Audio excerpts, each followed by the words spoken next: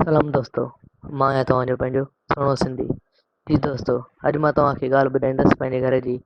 जीअं ई मां ॿाहिरां घर जी तरफ़ आयुसि ऐं घर में दाख़िल थियुमि त नंढड़ी भेण मुंहिंजे वेझो आई ऐं वेझो अची करे चयईं, दादा कुझु पैसा ॾियो ऐं मां आलू चिप्स वठी ईंदुसि ॿाहिरां।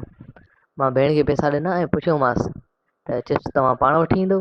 हुननि चयो, जी हा दा, मां पाण वठी ईंदुसि।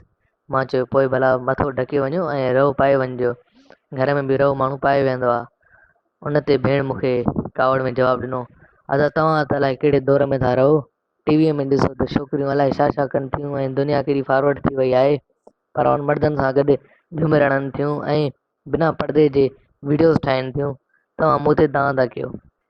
ऐं इहो अॼुकल्ह जो फैशन आहे, बिना रहे जी छोकिरियूं घुमण ऐं मथे ॻाड़े घुमणु। मां चयो, अदी हीउ फैशन किथां सिखिया आहियो? उन ते जवाबु मिलियो त अदा टीवी मां सिखिया आहियूं, ॿियो वरी किथां? मां चयो, मुंहिंजी प्यारी भेण, हीउ फैशन न बल्कि अंग्रेज़ी सकाफ़त आहे ऐं असांजी सकाफ़त एॾी उघाड़ी ऐं बेपर्दे न आहे।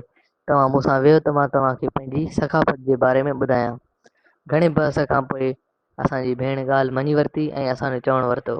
जी हा दोस्तो, असांजी सुहिणी सिंध धरती जी ही सकाफ़त न आहे त न्याणियूं बेपर्द हुजनि ऐं मर्द बेग़ैरत हुजनि। असीं सिंधी गैरतमंद ऐं इज़त वारी क़ौम आहियूं।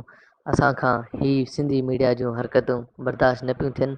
असां लानत विझूं था अहिड़नि एक्टरनि ऐं अहिड़े एक्ट्रेस ते जेके चवनि था त दुनिया फॉरवर्ड थी वई आहे ऐं असीं बि फॉरवर्ड थियण था चाहियूं। न न, इन खे फॉरवर्ड न चइबो आहे, इन खे बेहाई चइबो आहे। तव्हांखे फॉरवर्ड थियणो आहे त तालीम में फॉरवर्ड थियो, ऑनलाइन कमनि में फॉरवर्ड थियो, ऑनलाइन फ्रीलांसिंग मार्केट में फॉरवर्ड थियो, डिजिटल कमनि में फॉरवर्ड थियो।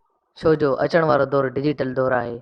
अगरि असीं डिजिटल कमनि में अॻिते न वधियासीं त ईअं ई वात पटे अहिड़नि जाइल एक्टरनि खे वेही ॾिसंदासीं जेके फॉरवर्ड जे नाले ते बेहाई फैलाइनि था।